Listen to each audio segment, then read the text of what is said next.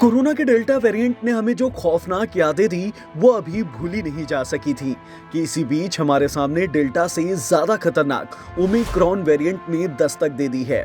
ये वेरिएंट इतना ज्यादा खतरनाक है कि दक्षिण अफ्रीका में एक हफ्ते के अंदर कोरोना के केस 200% से ज्यादा बढ़ गए हैं।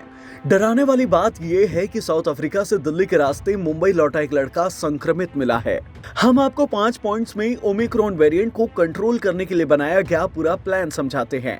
पहला ये कि केंद्र सरकार ने सभी राज्यों को कोविड टेस्टिंग और हेल्थ फैसिलिटीज दुरुस्त करने की सलाह दी है।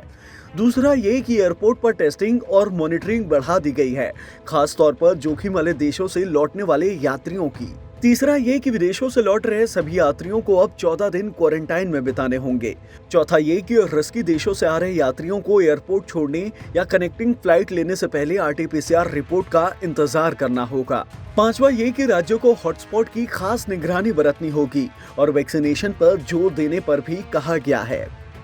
आपको बता दें, किसी वायरस के फैलने की क्षमता कितनी है ये उसके R0 वैल्यू से डिसाइड होती है।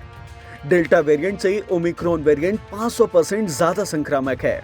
डेल्टा वेरिएंट की R0 वैल्यू 7 है तो वहीं ओमिक्रॉन वेरिएंट की R0 वैल्यू 35 है। मतलब एक संक्रमित व्यक्ति 35 लोगों को संक्रमित कर सकता है। इतने खतरनाक वेरिएंट से बचाव के लिए राज्य सरकारें भी कंसर्न हैं। हरियाणा में कोरोना के प्रतिबंधों को 31 दिसंबर तक बढ़ा दिया गया है। गुरुग्राम में जिला स्वास्थ्य विभाग ने ओमिक्रॉन वेरिएंट को लेकर टास्क फोर्स बना लिया है। कर्नाटक सरकार ने दक्षिण अफ्रीका, हांगकांग और बोत्सवाना से फ्लाइट्स बैन करने का रिक्वेस्ट किया है। यूपी में आगरा, प्रयागराज, वाराणसी, लखनऊ और कानपुर हाई अलर्ट पर है। मध्य प्रदेश में भी इंटरनेशनल पैसेंजर्स के लिए कोविड टेस्ट कंपलसरी हो गए हैं। ओमिक्रॉन वायरस को लेकर देश के एक्सपर्ट्स की भी दो तरह की राय है।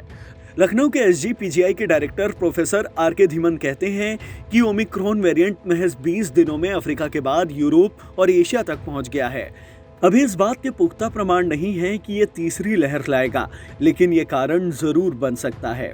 वहीं कुछ एक्सपर्ट्स का मानना है कि डेल्टा वेरिएंट झेल चुके भारतीयों पर ओमिक्रॉन का कोई असर नहीं होगा। बनारस हिंदू यूनिवर्सिटी के वैज्ञानिक प्रोफेसर ज्ञानेश्वर चौबे कहते हैं कि भारत में दूसरी लहर लाने वाले डेल्टा वेरिएंट की तरह ही इस वेरिएंट में म्यूटेशन देखे गए हैं।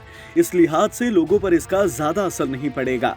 संक्रमण भले ही बढ़ जाए मगर मृत्यु दर बेहद नीचे रहेगी। WHO ने ओमिक्रॉन वेरिएंट को वेरिएंट ऑफ कंसर्न की लिस्ट में सबसे टॉप पर रखा है।